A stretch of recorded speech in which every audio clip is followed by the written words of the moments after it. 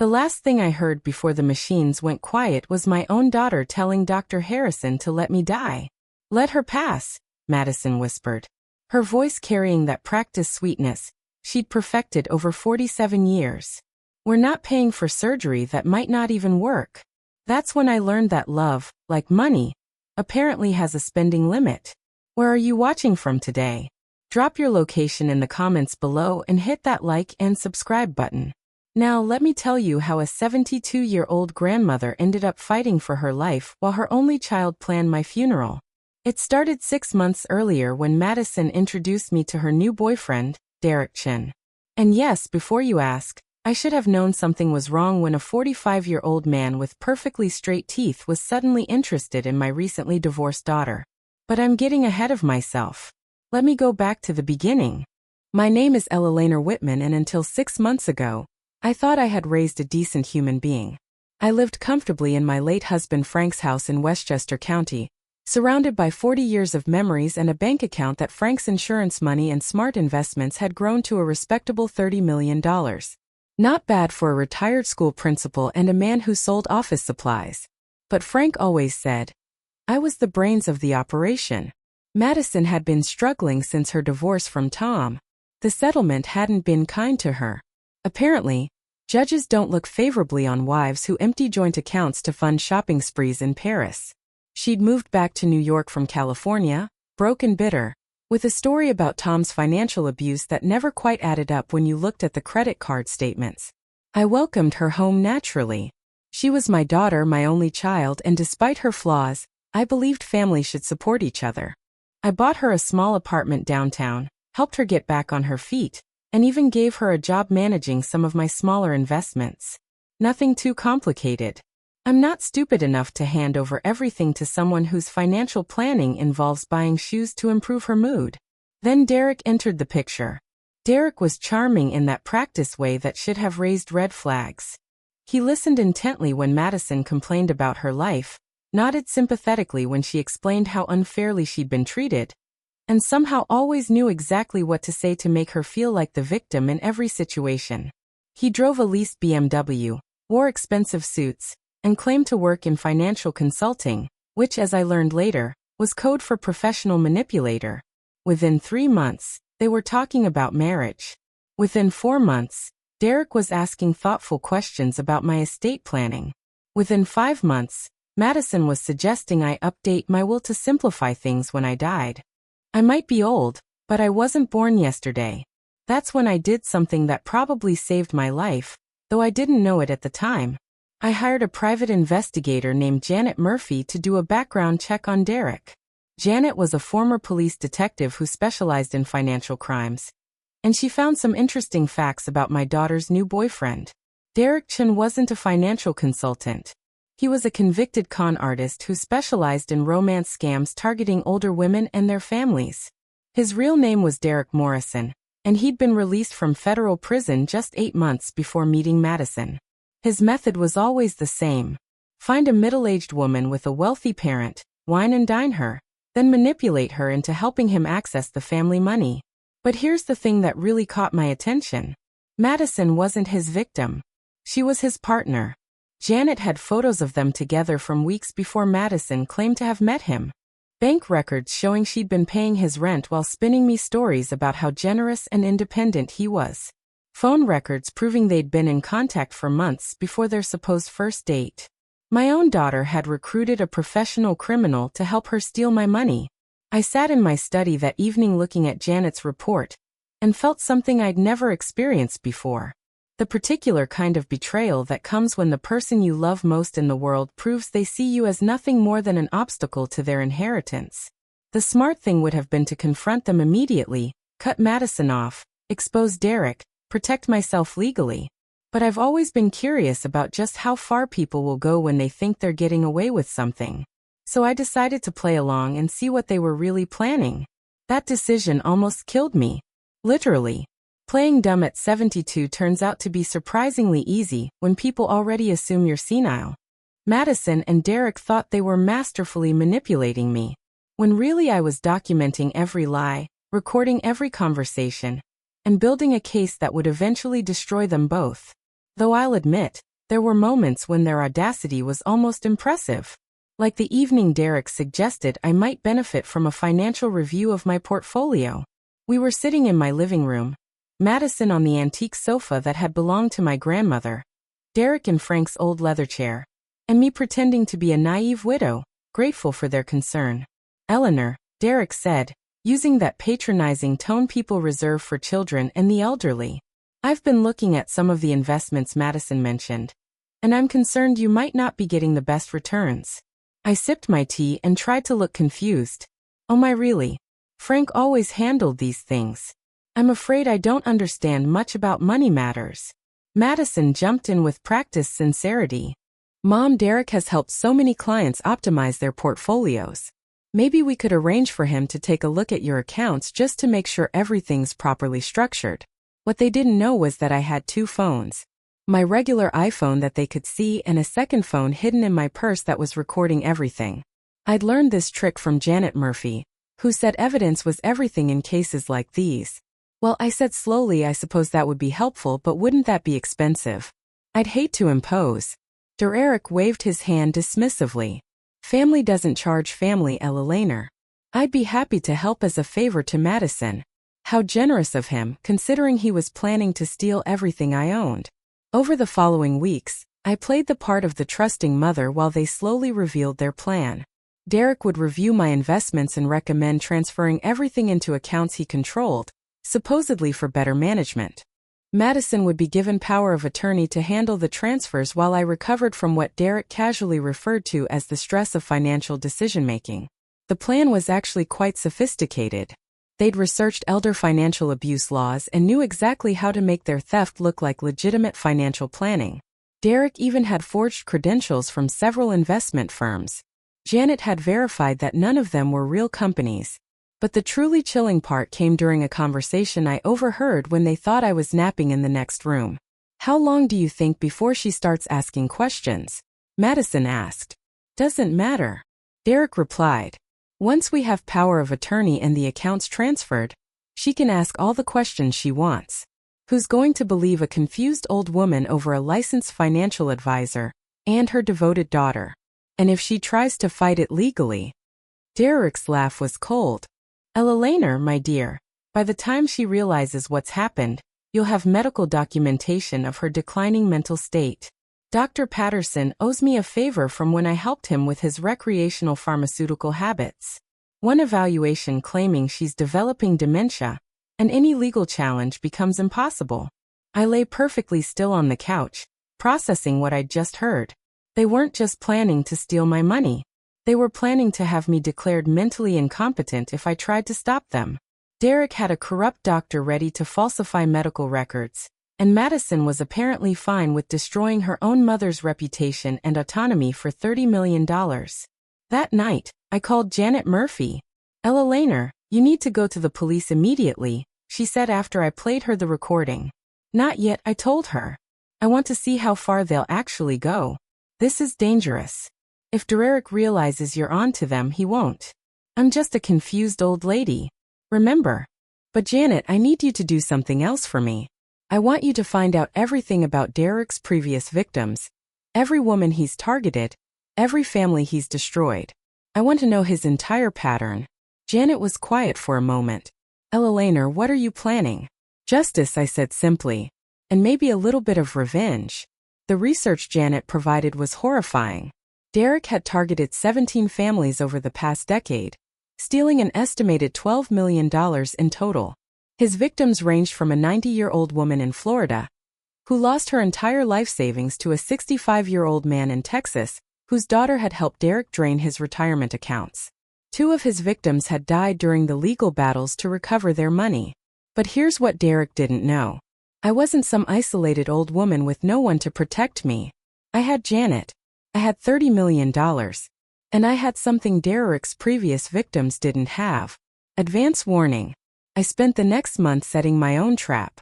I opened new accounts at 3 different banks, transferring most of my money into trusts that Madison and Derek couldn't access, even with power of attorney.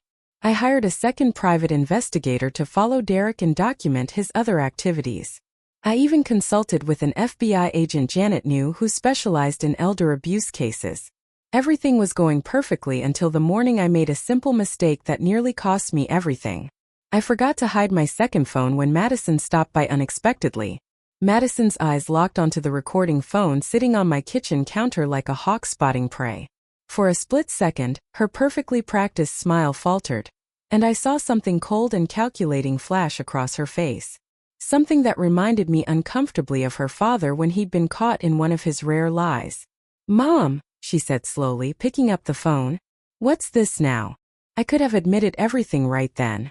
Could have confronted her with the evidence, called Janet Murphy, ended the whole charade.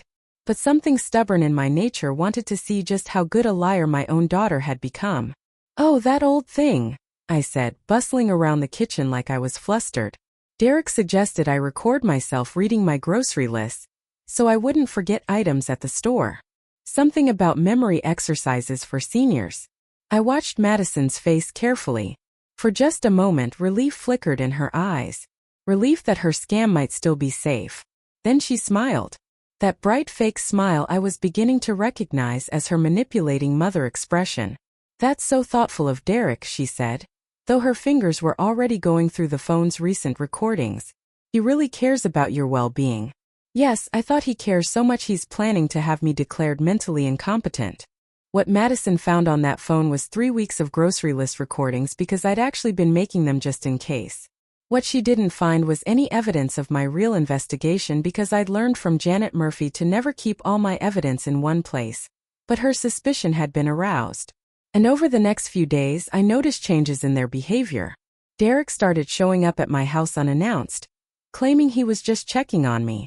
Madison began asking pointed questions about my daily routines, my phone calls, my appointments. They were watching me more carefully now, looking for signs that their mark might be smarter than they'd assumed. That's when Derek suggested the trip to Albany. "Eleanor," he said during one of their visits, "Madison and I have been talking and we think you might benefit from a consultation with a specialist I know. Dr. Patterson runs a clinic that focuses on cognitive health for seniors." I felt my blood run cold, remembering the conversation I'd overheard about Dr. Patterson and his willingness to falsify medical records, but I kept my expression pleasantly confused. "Cognitive health?" I asked. "What does that mean?" Madison leaned forward with fake concern. "Mom, we've noticed you seem a little forgetful lately. Misplacing things, repeating stories. We just want to make sure everything's okay." This was rich. Coming from someone who'd forgotten my birthday 3 years running until her inheritance was on the line. "I don't feel forgetful," I said truthfully. "That's the thing about memory issues," Derek said with practiced sympathy. "People often don't realize when they're developing. It's nothing to be ashamed of. It's just part of aging.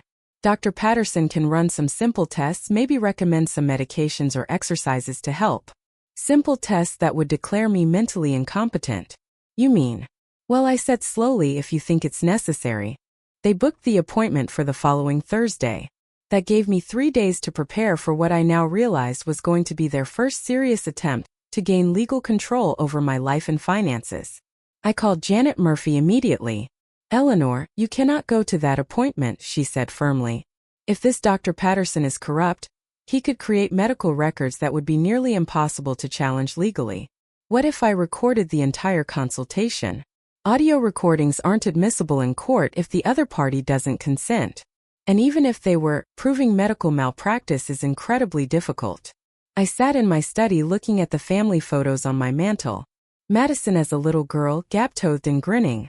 Madison graduating high school as valedictorian. Madison on her wedding day. Beautiful and hopeful before her life took the wrong turns that led her to this moment. When did my bright, accomplished daughter become someone who would destroy her own mother for money? "Janet," I said finally, "what would you do if this was your daughter?" She was quiet for a long moment. "I'd probably do exactly what you're thinking of doing." "But Eleanor, the risk is that they succeed and I spend whatever years I have left in some facility while they steal everything Frank worked for. That's not acceptable." That night, I made the decision that almost killed me. I was going to let them take me to Dr. Patterson, but I was going to be prepared for whatever they had planned. I contacted the FBI agent Janet had recommended, a woman named Agent Sarah Kellerman, who specialized in elder fraud cases. She agreed to monitor the situation and intervene if necessary. I also did something that would later prove crucial. I recorded a video statement explaining everything I discovered about Madison and Derek's plan, including the evidence Janet had gathered. I uploaded it to a secure cloud account and gave Janet instructions to release it if anything happened to me. What I didn't anticipate was how far Derek was willing to go when he realized his usual methods weren't working. The morning of the appointment, Madison arrived early to drive me to Albany. She seemed nervous, chattering more than usual about inconsequential things. Derek met us at the clinic, and that's when I knew something was seriously wrong. Dr. Patterson wasn't just corrupt. He was terrified. I could see it in the way his hands shook, the way he avoided eye contact, the way he kept glancing at Derek like he was waiting for permission to breathe. "Mrs. Whitman," he said, "thank you for coming in today. I understand you've been experiencing some memory difficulties." "I haven't actually," I said clearly. "My daughter and her boyfriend seem to think I have, but I feel quite sharp." Derek and Madison exchanged a look. Then Derek smiled. "Eleanor, this is exactly what we were talking about. You don't remember our conversation yesterday about your confusion with the grocery lists?" Except we hadn't had any such conversation. He was lying, creating a narrative on the spot for Dr. Patterson's benefit. That's when I realized they weren't just planning to have me declared incompetent. They were planning to do it that day in that room whether I cooperated or not. Dr. Patterson's so-called cognitive evaluation was about as legitimate as Derek's financial credentials. He spent 45 minutes asking me questions designed to make me sound confused, interrupting my coherent answers, and taking notes that I was certain bore no resemblance to what I was actually saying. "Mrs. Whitman, can you tell me what year it is?" he asked. "It's 2023, I replied. He scribbled something and frowned. "And who is the current president?" "Joe Biden." More scribbling, more frowning. I watched Derek and Madison sitting in the corner, both of them trying to look concerned while barely concealing their satisfaction. "Now, Mrs. Whitman, Patterson continued. Your daughter tells me you've been having trouble managing your finances, forgetting to pay bills, making unusual purchases. I hadn't forgotten a bill payment in 30 years, and my most unusual purchase recently had been a new bird feeder for the backyard. I haven't had any financial difficulties, I said clearly. Derek interrupted. Eleanor, remember last week when you couldn't find your checkbook? You were very upset about it. This was news to me since I hadn't seen Derek the previous week and my checkbook was sitting in my purse at that very moment. Dr. Patterson nodded sagely. Memory gaps like that are quite common in early-stage dementia. That's when I understood the full scope of their plan. They weren't just going to declare me incompetent based on a fake examination. They were creating a fictional medical history of cognitive decline, complete with incidents that had never happened and symptoms I'd never displayed. Doctor, I said carefully, I'd like to see the notes you're taking. His pen stopped moving. That's not necessary, Mrs. Whitman. These are just preliminary observations. I have a right to see my own medical records. Derek stood up smoothly. Eleanor, let's not make this difficult. Dr. Patterson is trying to help. Something in his tone sent a chill down my spine. This wasn't the charming manipulator anymore. This was someone who was done pretending and ready to use force if necessary. I'd like to leave now, I said, reaching for my purse. Madison's hand landed on my shoulder, pressing down hard enough to keep me in my seat. Mom, please. You're getting agitated.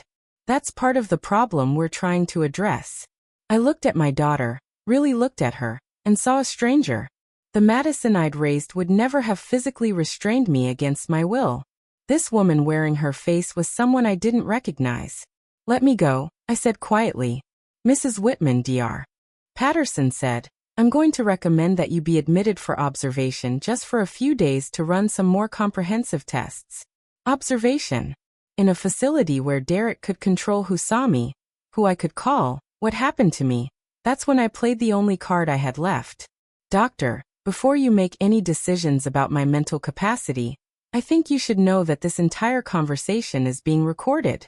The room went dead silent. Derek's charming mask slipped completely, revealing something ugly underneath. Eleanor, what are you talking about? Madison asked, but her voice was shaky. Now Janet Murphy, my private investigator, is listening to everything through my hearing aid, which has been upgraded with some very sophisticated surveillance technology. This was a complete lie. My hearing was fine, and I didn't own a hearing aid, but they didn't know that. She's also been investigating Derek's criminal background and documenting your plan to steal my money. Derek's face went white. Dr. Patterson looked like he might be sick. Furthermore, I continued, enjoying myself more than I probably should have. FBI agent Sarah Kellerman is aware of this meeting and will be very interested to learn about your medical license, Dr. Patterson, and your apparent willingness to falsify competency evaluations for money. Madison released my shoulder like I'd burned her. Mom, you're being paranoid. No one's trying to hurt you. Madison, honey, I have photos of you and Derek together from 2 months before you claimed to meet him. I have financial records of you paying his rent. I have recordings of you discussing how to manipulate me. And I have a detailed report on Derek's 17 previous victims. Derek was backing toward the door now, his composure completely shattered. Dr. Patterson was frantically shuffling papers like he could make his notes disappear through sheer willpower. The only question now, I said, standing up and straightening my coat, is whether you're going to admit what you've been planning or whether I'm going to let the FBI sort it out for you. That's when Derek made the decision that changed everything. Instead of running, instead of trying to talk his way out of it, instead of any rational response to being caught, he grabbed the heavy glass paperweight from Dr. Patterson's desk and swung it at my head. I saw it coming and tried to dodge, but 72-year-old reflexes aren't what they used to be. The paperweight caught me on the temple, and the world exploded into stars and pain and darkness. The last thing I heard before losing consciousness was Madison screaming, not in horror at what Derek had done, but in fury that their plan was falling apart. When I woke up 3 days later in Albany Medical Center, a nurse told me I'd suffered a severe traumatic brain injury. My daughter had been very concerned about my condition, she said. Madison had been asking lots of questions about my prognosis and whether I was likely to recover fully. But what the nurse didn't know was that Madison wasn't asking those questions out of concern for my well-being. She was asking because she needed to know whether I'd remember what happened in Dr. Patterson's office. The brain injury was worse than I initially realized. 3 days of lost memories, another 2 days of confusion and dizziness, and periods where I couldn't remember simple words or recognize faces. For the first time since this whole nightmare began, I was genuinely scared that Derek might have succeeded in damaging my mind permanently. But the human brain is more resilient than people realize, and so am I. By the end of my first week in the hospital, my memory was returning in pieces. I remembered Derek swinging the paperweight. I remembered Madison's reaction, and I remembered something else. The sound of a phone recording everything that happened right before Derek attacked me. Because there actually had been a recording device in that room, just not where I'd claimed it was. Janet Murphy had given me a small digital recorder, hidden in what looked like an ordinary pen. I'd been carrying it to every meeting with Madison and Derek for weeks, and it had been running throughout the entire encounter with Dr. Patterson.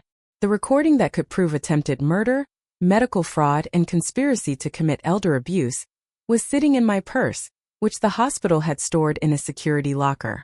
If Madison and Derek realized the evidence existed, they'd find a way to make it disappear. If they didn't know about it, I could use it to destroy them both. But first, I had to survive whatever they were planning next. Madison visited every day, playing the role of devoted daughter with Academy Award-worthy performance. She brought flowers, held my hand, spoke in hushed tones to doctors about my tragic accident. Derek wisely had made himself scarce, but I knew he wasn't far away. "Mom, I'm so sorry this happened," Madison said during one visit, her eyes filling with perfectly timed tears. "Dr. Patterson said you became very agitated during the consultation and hit your head on his desk when you collapsed. He's devastated that his office wasn't better equipped to handle medical emergencies." That was the official story. Then no mention of Derek, no mention of the paperweight, just a confused old woman who hurt herself during a medical episode. "I don't remember falling," I said carefully, testing to see how much truth I could reveal. Madison's grip on my hand tightened slightly. "The doctor said memory loss is common with this type of injury. You might never remember what happened right before the fall. How convenient for them."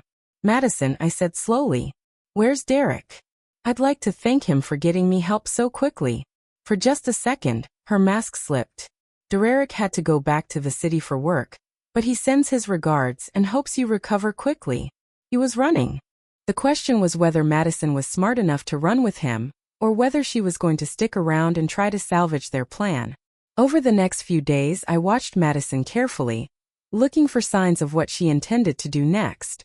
She was nervous, constantly checking her phone, jumping every time a doctor or nurse entered the room. She was also asking a lot of questions about my medical care, my insurance coverage, and my treatment options. That's when I overheard the conversation that told me everything I needed to know. Madison was in the hallway talking to someone on her phone, thinking I was asleep. The hospital room doors weren't soundproof, and her voice carried clearly. "No, Derek, I'm not leaving. This is still salvageable." She doesn't remember anything about the office. The doctors confirmed the memory loss. I know it's risky, but $30 million is worth the risk. We stick to the original plan. She has documented brain trauma now, which actually makes the incompetency claim stronger. No, you idiot. You can't just disappear. If you run now, it looks suspicious. We need to see this through. My own daughter was planning to use my brain injury, the brain injury her boyfriend had caused, to have me declared legally incompetent so they could steal my inheritance. I had heard of evil in abstract terms, read about it in newspapers, seen it in movies, but I had never experienced the particular horror of realizing that someone you love sees your suffering as an opportunity. That night, I made a decision that required every ounce of strength I had left. I was going to let Madison think her plan was working while secretly building a case that would not only send her to prison, but ensure she faced the harshest possible consequences for what she'd done. The next morning, I called Janet Murphy from the hospital phone, making sure Madison wasn't in the room. "Eleanor, thank God," Janet said. "I've been trying to reach you for days. The hospital wouldn't give me information since I'm not family." "Janet, I need you to listen carefully. I have evidence of what Derek and Madison did, but I'm going to need your help to use it properly." "What kind of evidence?" "Audio recording of the entire encounter, including Derek assaulting me and Madison helping to cover it up." Janet was quiet for a moment. "Eleanor, why haven't you given this to the police already?"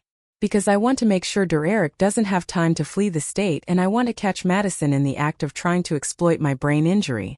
I want them both to face the maximum possible consequences for what they've done."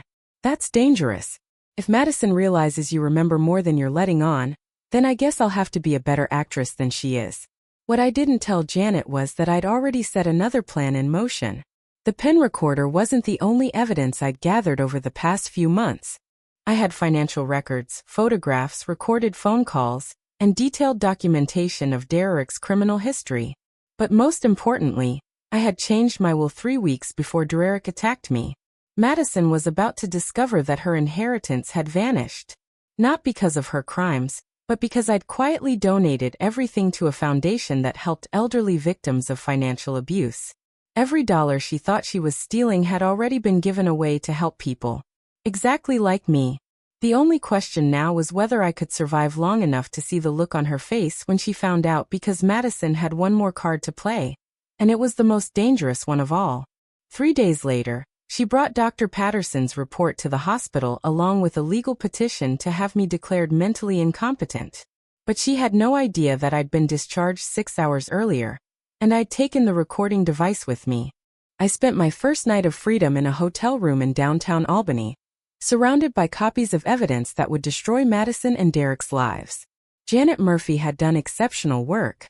Financial records, surveillance photos, criminal background checks, and most importantly, that pen recording of Derek attacking me while Madison watched.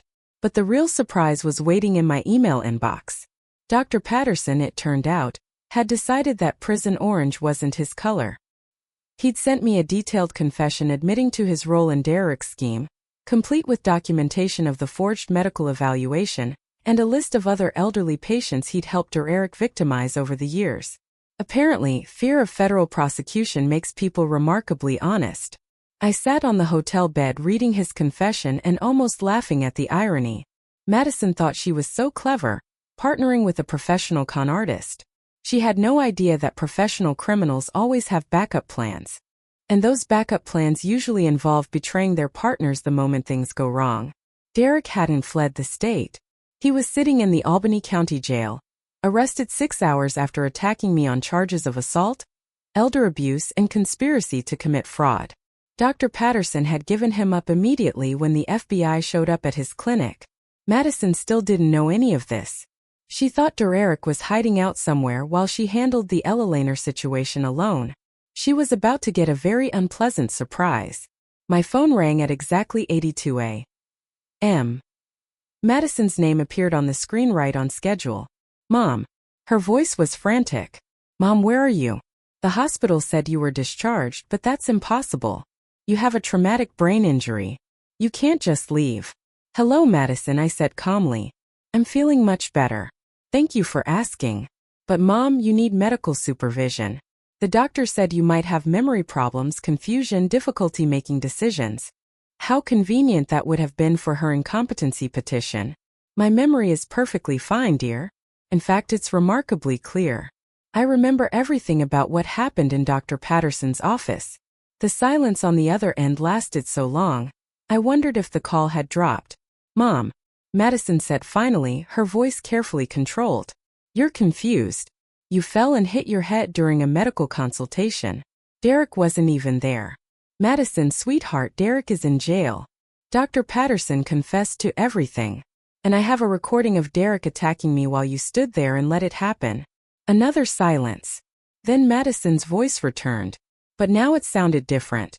Cold, calculating, desperate. No one will believe that. You have a documented brain injury. Any lawyer will say your memory is unreliable, that you're confused and paranoid. You're probably right, I said pleasantly. That's why I also have financial records of you paying Derek's rent before you supposedly met him. Phone records proving you've been in contact for months. Surveillance photos of you together planning this whole scheme. And documentation of Derek's 17 previous victims. That's Madison started then stopped. Illegal. Yes, it is highly illegal. The FBI is very interested in elder abuse cases, especially ones involving organized criminal conspiracy. I could hear her breathing, probably trying to figure out her next move. Mom, please let's meet somewhere and talk about this. There's been a terrible misunderstanding. Oh, there's been a misunderstanding. All right. You misunderstood who you were dealing with. I hung up and immediately called Agent Sarah Kellerman. Eleanor, are you safe? She asked as soon as she answered. For now. But Madison is getting desperate, and desperate people do dangerous things. We've been monitoring her phone calls since Derek's arrest. She's made 3 calls to criminal defense attorneys and 2 calls to someone named Vincent Morrison. Who's Vincent Morrison? Derek's brother, also a convicted felon. Also specializes in financial crimes. Eleanor, we think Madison might be planning something drastic. That afternoon, I got my answer about just how drastic Madison was willing to get. She showed up at my hotel with 2 men I didn't recognize. The front desk called my room to announce visitors, and I watched from my window as Madison paced in the parking lot, gesturing angrily at her companions. One of the men was obviously Vincent Morrison. He had Derek's build and the same cold eyes. The other was younger, probably hired muscle. Janet Murphy had warned me this might happen. When sophisticated criminal schemes fall apart, the criminals often resort to more direct methods. I called Agent Kellerman immediately. They're here, I said. Madison and 2 men probably planning to force me to recant my statement or sign over power of attorney. We're 10 minutes away. Can you get to a public area? The hotel lobby is full of people. I'll head down there now. What happened next proved just how far Madison had fallen from the daughter I thought I knew. Instead of confronting me in the lobby like rational criminals, they broke into my hotel room while I was downstairs. When I returned with Agent Kellerman and 2 Albany police officers, we found them rifling through my belongings looking for the evidence they thought I was hiding. Vincent Morrison was holding my laptop trying to access my files. Madison was going through my purse. The younger man was searching the bathroom. Police!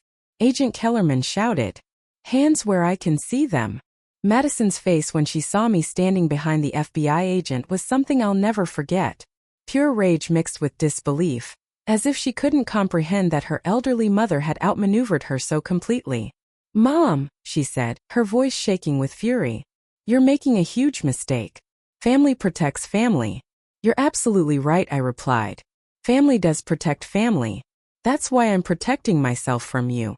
Vincent Morrison tried to run, and made it exactly 3 steps before one of the police officers tackled him. The younger man surrendered immediately, probably calculating that cooperating might reduce his sentence. Madison just stood there staring at me with a hatred so pure it was almost impressive. "You'll regret this," she said as the handcuffs clicked around her wrists. "You'll die alone and forgotten, and no one will care." I watched my only daughter being led away in custody for conspiracy, breaking and entering, and attempted elder abuse, and felt something I hadn't expected: relief. For the first time in months, I was finally safe from the person who was supposed to love me most. The Albany County Courthouse was surprisingly busy for a Tuesday morning. I sat in the witness waiting room reviewing my testimony notes while listening to Janet Murphy explain what would happen during Madison and Derek's arraignment. "The prosecutor is confident about the charges," Janet said. "With Dr. Patterson's confession, the audio recording, and all the financial evidence, this is about as solid a case as you can get." "What about Vincent Morrison and his friend?" "Vincent is facing federal charges for the interstate fraud scheme.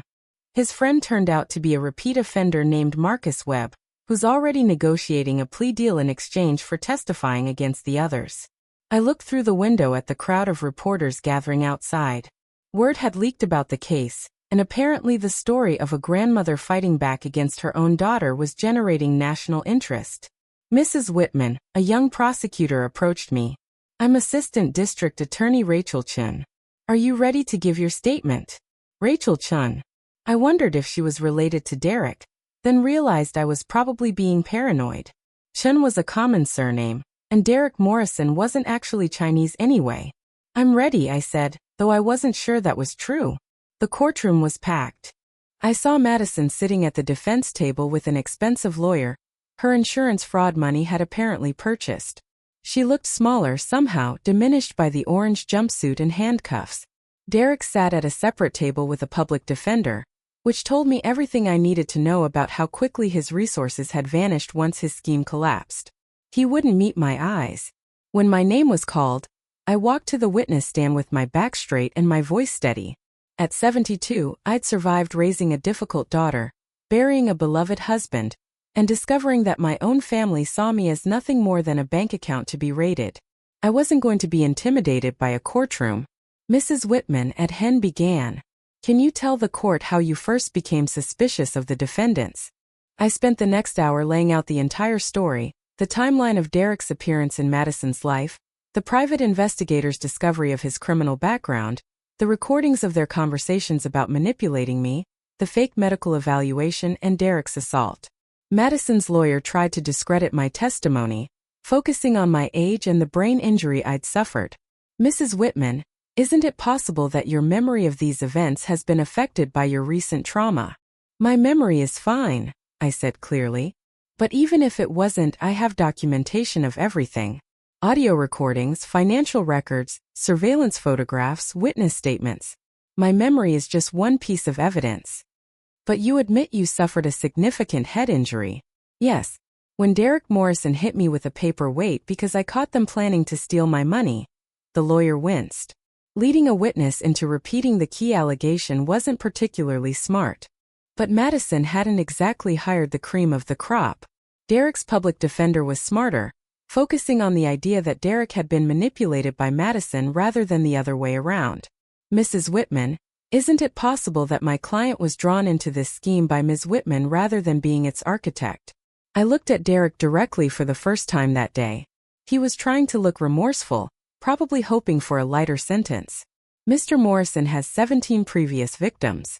I said this wasn't his first time targeting elderly women through their families. Madison was his partner, not his victim.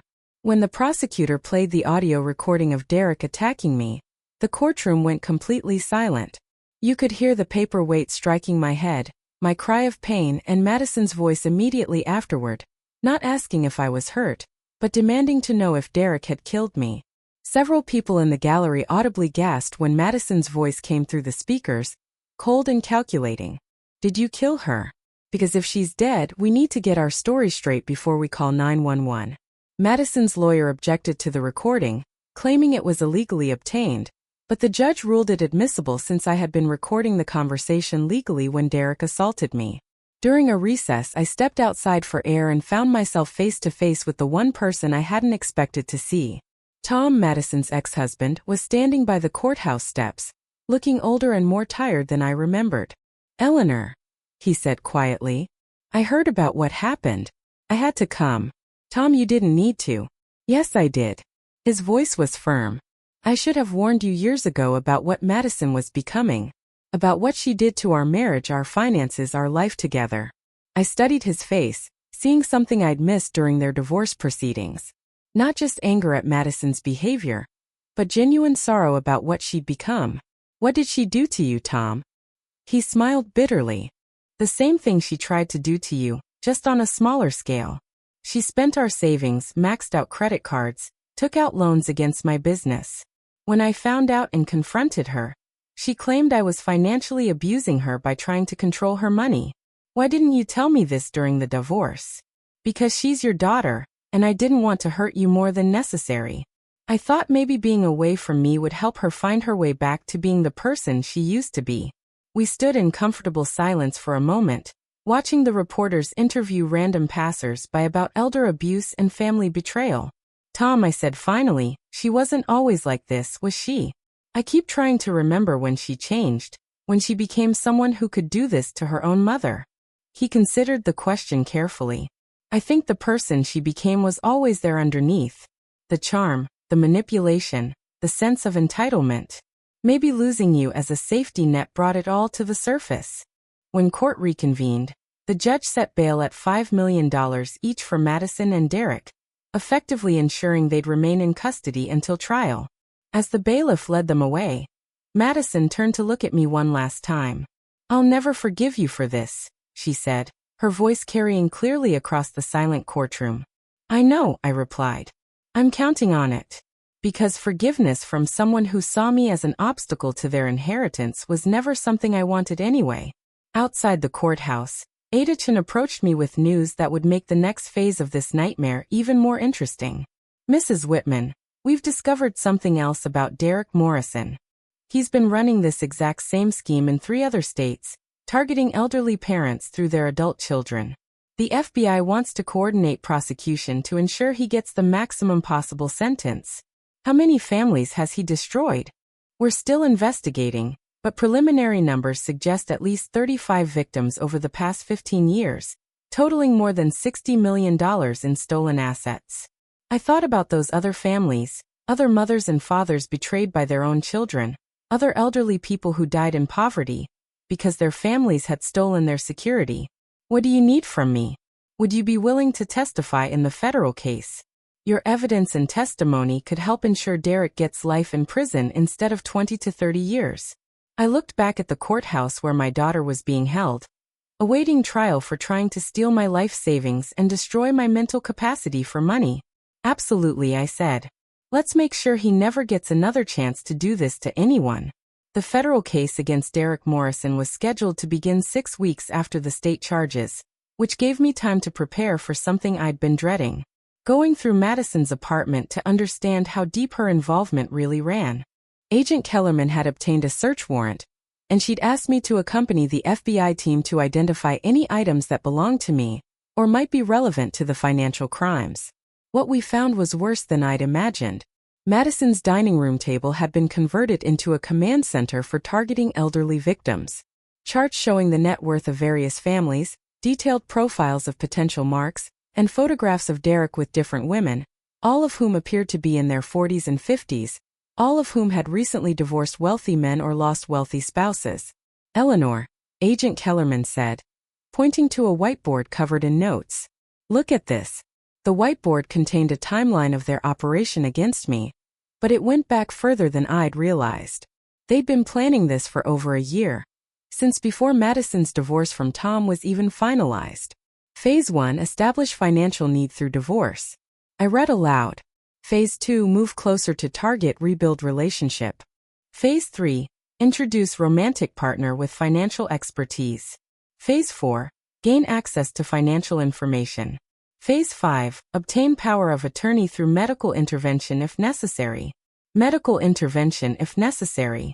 They'd been planning to have me declared incompetent from the very beginning. There's more. Agent Kellerman said, opening a folder marked contingency plans. The contingency plans were detailed instructions for what to do if I became suspicious, if I hired a lawyer, if I involved law enforcement, or if I simply refused to cooperate. They range from identity theft and forgery to more serious options that made my blood run cold. Plan C, staged accident while target is alone, I read. Plan D, medical emergency requiring immediate power of attorney transfer. They'd been prepared to kill me if I didn't cooperate with being robbed. But the most disturbing discovery was in Madison's bedroom closet. A box containing letters and photographs from Derek's previous victims. Elderly men and women who'd died in poverty. Families destroyed by his schemes. Children who'd lost their inheritance because their parents had fallen for Derek's manipulations. Madison had kept them like trophies. One letter particularly caught my attention. It was from a woman named Dorothy Chun in California, whose daughter had helped Derek steal her entire retirement savings. My dear anyone who finds this, the letter began. I am writing to warn you about a man named Derek Morrison, and the women who help him target elderly parents. My daughter Jessica told me Derek was a financial advisor who could help me invest my husband's life insurance money. Instead, they stole everything I had. I died alone in a charity nursing home while Jessica and Derek spent my money on luxury cars and vacations in Europe. Please don't let this happen to you. Dorothy Chun had died 3 years ago, according to the death certificate, also in Madison's box. Her daughter Jessica had used Derek's scheme to steal $4 million, and Madison had kept Dorothy's final letter as a souvenir. That night, I sat in my hotel room reading through more letters from Derek's victims, and I made a decision that surprised even me. I was going to use my inheritance to help them. Not the families that had been complicit in the thefts like Madison, but the elderly victims who'd died in poverty, and the innocent family members who'd lost their inheritance because one relative had chosen to partner with a criminal. Dorothy Chun's grandson had written to the FBI explaining that his grandmother's theft had ruined his college plans and forced his family into financial hardship. There were others like him, children and grandchildren who'd been victimized twice. First by Derek's scheme, and then by their own relatives' participation. I called my attorney the next morning. I want to establish a foundation, I told Margaret Chun, who was not, I confirmed, related to Derek or Dorothy Chun, to help families recover from elder financial abuse. Eleanor, that's a wonderful idea, but are you sure this is the right time? You're still dealing with the criminal case, Margaret. This is exactly the right time. Madison thinks she's going to inherit my money when this is all over. I want her to learn at her sentencing that every dollar she tried to steal is already gone.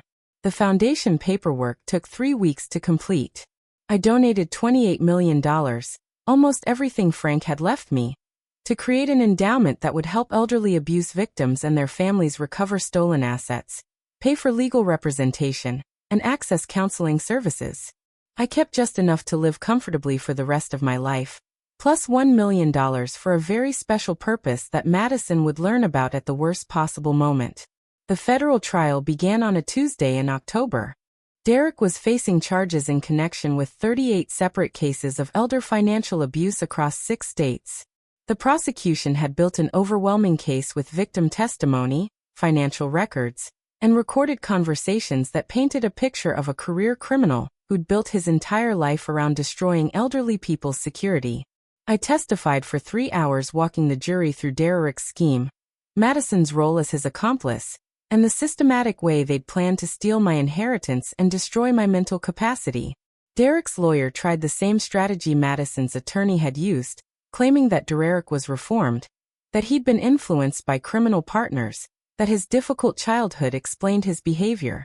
The federal prosecutor, a woman named Lisa Rodriguez, demolished those arguments with surgical precision.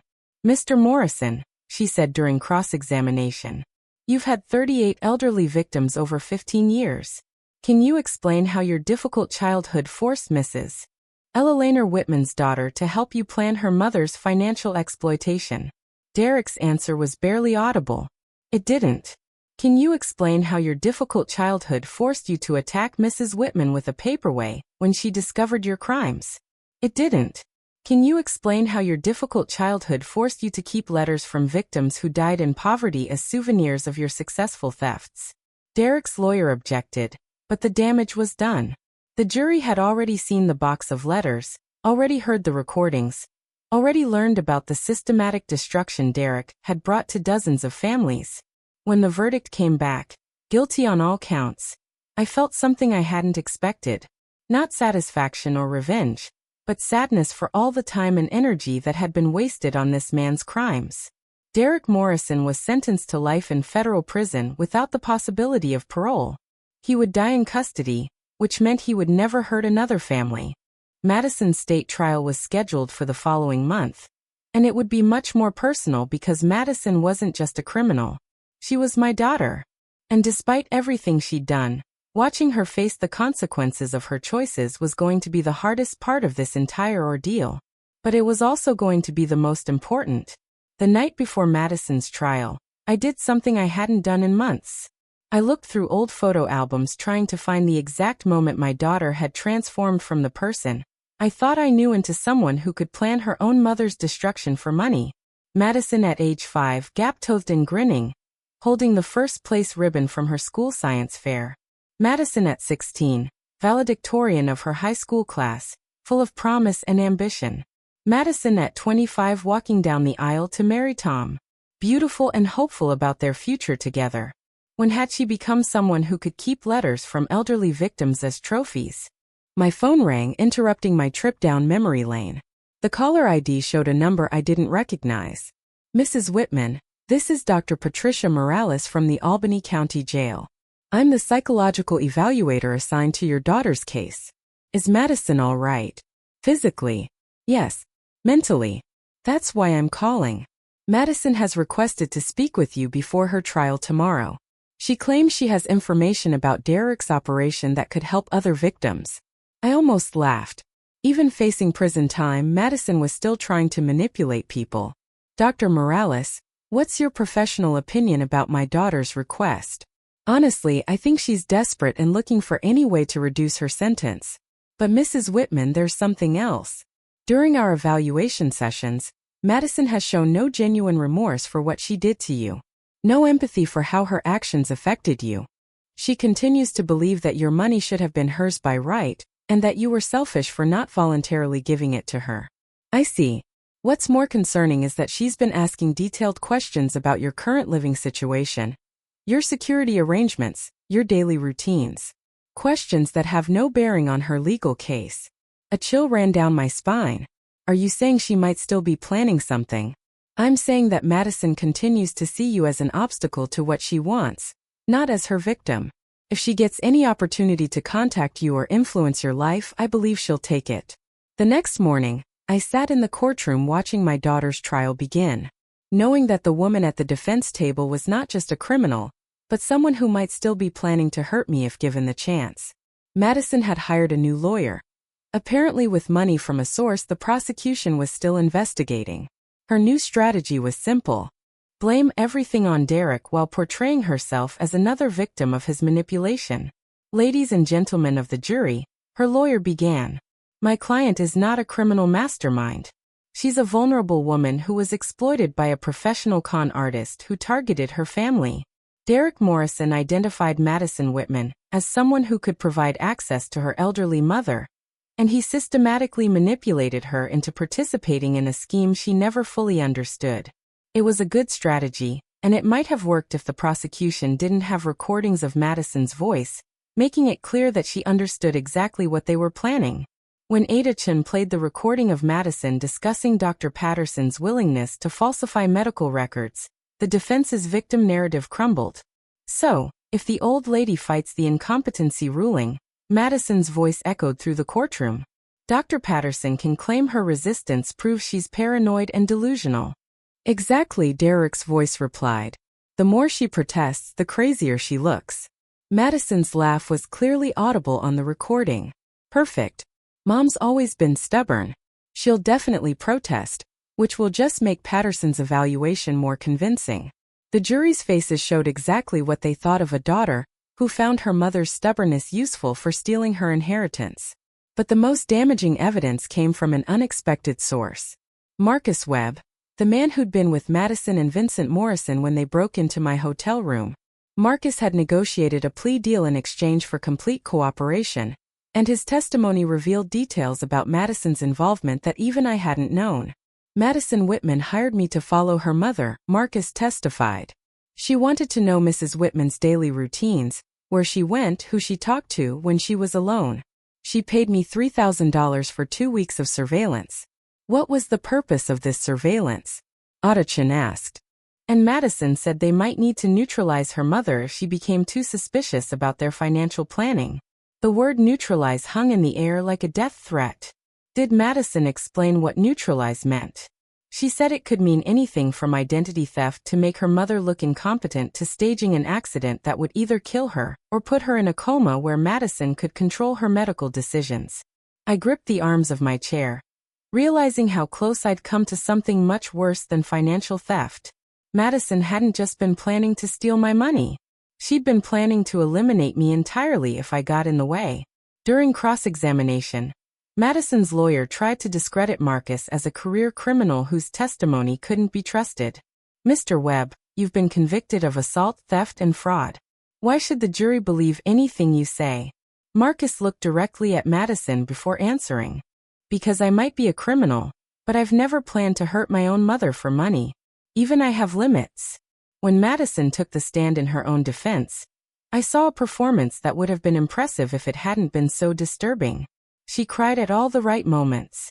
She expressed regret for allowing Derek to influence her judgment. She claimed that fear of Derek's violence had prevented her from protecting me when he attacked me. I was terrified, she said, dabbing her eyes with a tissue. Derek had threatened to hurt me if I didn't cooperate. When he hit my mother, I was too shocked and frightened to react. I've regretted that moment every day since. It was a masterful performance, and for a moment, I almost believed her myself. Then, Otachin began her cross-examination. Ms. Whitman, you testified that you were afraid of Derek Morrison. Is that correct? Yes, absolutely. Yet phone records show that after Derek attacked your mother, and she was rushed to the hospital in critical condition, you called Derek 17 times that first night. Were those calls to express your horror at his violence? Madison hesitated. I was confused and upset. Actually, we have transcripts of those calls obtained through a federal wiretap. Would you like me to read them to the jury? Madison's lawyer objected, but the judge allowed the transcripts as evidence. Here's what you said to Derek Morrison while your mother was fighting for her life in the ICU. Otachin read. We need to stick to the story that she fell during a medical episode. If she dies, we're clear. If she wakes up with memory problems, we can still get the incompetency ruling.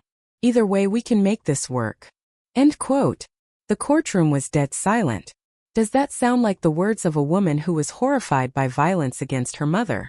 Madison's mask finally slipped completely. My mother was standing in the way of my inheritance.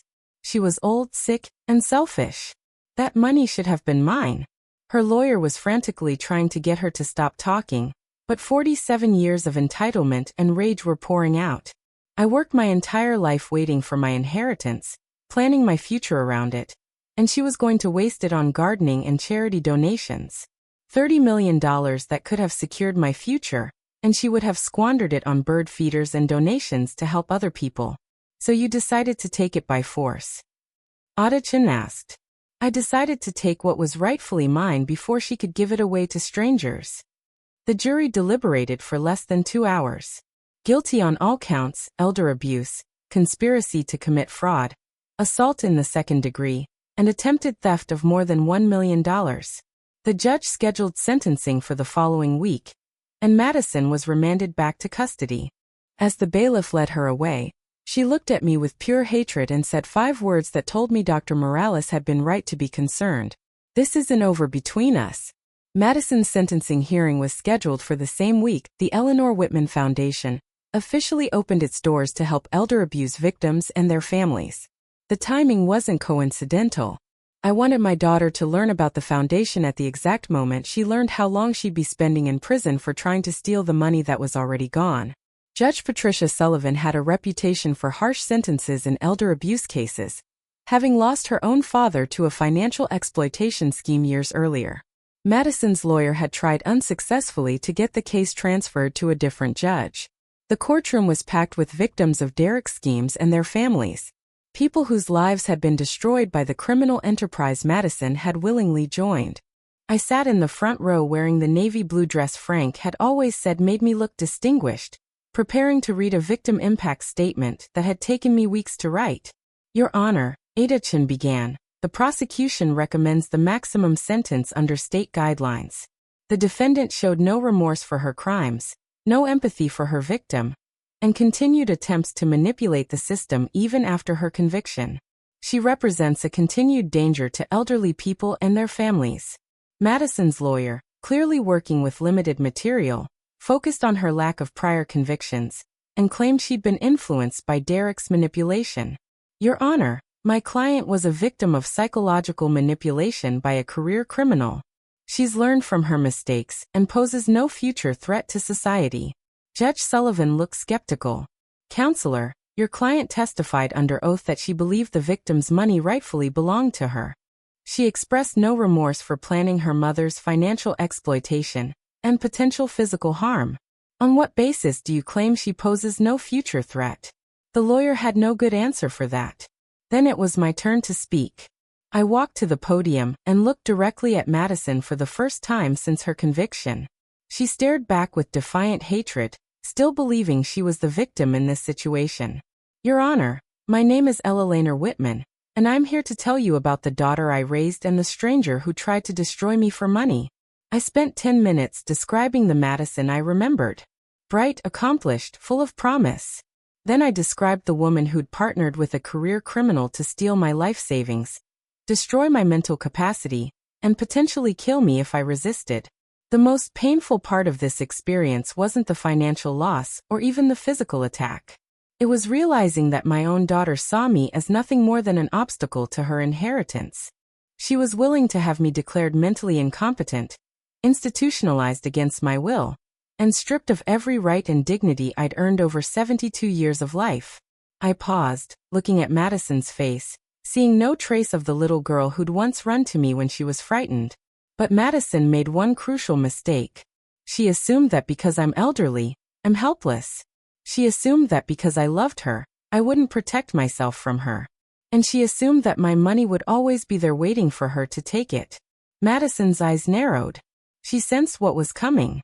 3 weeks before Derek Morrison attacked me, I donated $28 million to establish the Eleanor Whitman Foundation for Elder Abuse Prevention. Every dollar Madison tried to steal is now being used to help other families recover from crimes exactly like the ones she committed. Madison's face went white. Her lawyer looked like he'd been punched. The foundation has already helped recover stolen assets for 12 families victimized by Derek Morrison's schemes. It's providing legal representation for elderly people fighting financial exploitation. And it's funding research into prevention strategies that will protect other parents from experiencing what I went through. I turned to look directly at Madison. You told me my money should have been yours by right. You were wrong. My money belongs to me, and I chose to use it to make sure no other mother has to face what you put me through. Madison stood up, shaking with rage. You spiteful old witch. That was my inheritance. You had no right. Sit down, Mississippi Whitman, Judge Sullivan ordered sharply. But Madison was beyond controlling herself. Years of entitlement and narcissistic fury were exploding in a courtroom full of witnesses. $30 million. She screamed. You gave away $30 million to strangers rather than leave it to your own daughter. What kind of mother does that? The kind of mother whose daughter tried to have her killed for an inheritance, I replied calmly. Judge Sullivan banged her gavel repeatedly. M. Whitman, you will sit down immediately or be held in contempt. Madison finally collapsed back into her chair. But the damage was done. Her outburst had shown the court exactly who she really was. Someone who believed elderly people existed solely to fund their children's lifestyles. Judge Sullivan's sentence was swift and merciless. Madison Whitman, you have been convicted of elder abuse against your own mother. A crime that strikes at the foundation of family trust and human decency. You plan to steal her life savings, destroy her mental autonomy, and potentially cause her death to achieve your financial goals. The court sentences you to 25 years in state prison without possibility of parole for 15 years. Additionally, you are ordered to pay restitution of $1 million to the Eleanor Whitman Foundation to be garnished from any future earnings or assets. Madison's scream of rage could be heard throughout the courthouse. As the bailiff led her away in shackles, she looked back at me one last time. "I'll never forgive you for this," she said. "I know," I replied. "I'm counting on it." 6 months later, I received an unexpected letter at my new address in Sarasota, Florida. I'd moved there after the trial, wanting to start fresh somewhere. Madison couldn't find me when she eventually got out of prison. The letter was from Dorothy Chen's grandson, the young man whose college plans had been ruined when Derek and his grandmother's daughter stole her retirement money. "Dear Mrs. Whitman," it read, "I wanted you to know that the Eleanor Whitman Foundation paid for my final year of college and helped my family recover most of what was stolen from my grandmother. I'm graduating next month with a degree in criminal justice, and I plan to specialize in elder abuse cases. Your foundation didn't just help us financially. It gave us hope that good people still exist who fight for what's right." I sat on my new porch overlooking a garden I'd planted with my own hands, reading about a young man whose life had been restored by the money Madison thought she deserved simply for being born. The foundation had helped 43 families in its first 6 months, recovering over $8 million in stolen assets and providing legal representation for dozens of elder abuse cases. The irony was perfect. Madison's greed had created a lasting legacy of justice for exactly the kind of victim she'd helped create. My phone rang, interrupting my thoughts. The caller ID showed a familiar name, Agent Sarah Kellerman. "Eleanor, I have news about Derek Morrison. He was found dead in his cell this morning. Apparent suicide." I felt no satisfaction at Derek's death, only relief that he'd never hurt another family. "What about Madison?" I asked. "She's been placed in protective custody. Apparently, she's been receiving threats from other inmates who don't appreciate child abusers and elder abusers. Prison isn't kind to people who target the vulnerable." After hanging up, I sat in my garden thinking about justice, revenge, and the difference between the two. I'd wanted Madison to face consequences for her choices, and she had. I'd wanted her to lose the money she'd tried to steal, and she had. I'd wanted to ensure she could never hurt me or anyone else again, and I had. But mostly, I'd wanted to use my remaining years to do something meaningful with the life Frank and I had built together. The foundation was already helping people, already making a difference, already turning the worst experience of my life into something positive.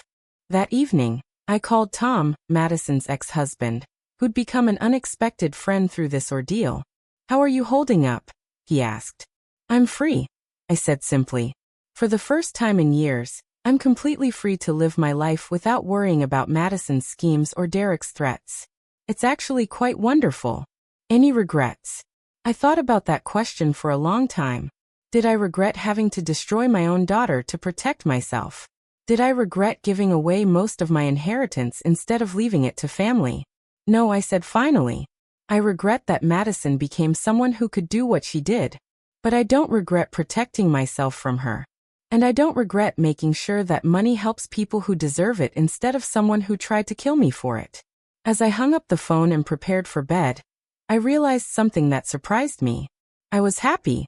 At 72 years old, after surviving my daughter's betrayal and a criminal conspiracy to steal my life savings, I had found something I'd never expected to find again: peace.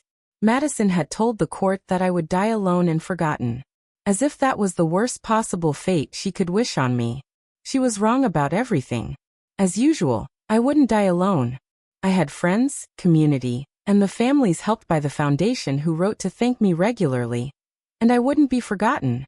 The foundation would continue helping elder abuse victims long after I was gone, ensuring that my legacy was protecting other parents from experiencing what Madison had put me through. Madison, on the other hand, would spend the next 15 to 25 years in a prison cell, thinking about the $30 million she'd been so certain belonged to her.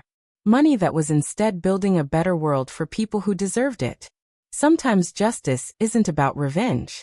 It's about making sure that evil choices lead to consequences, and that good choices lead to something better. And sometimes when your own family betrays you, the family you build from the people whose lives you touch ends up being stronger than the one you lost. That night, I slept better than I had in years, knowing that Ella Laner Whitman Foundation would wake up the next morning and help another family rebuild their lives after elder abuse. It was exactly what Frank would have wanted us to do with the fortune we'd built together. And it was exactly what Madison would never understand, even if she lived to be 100. Thanks for listening.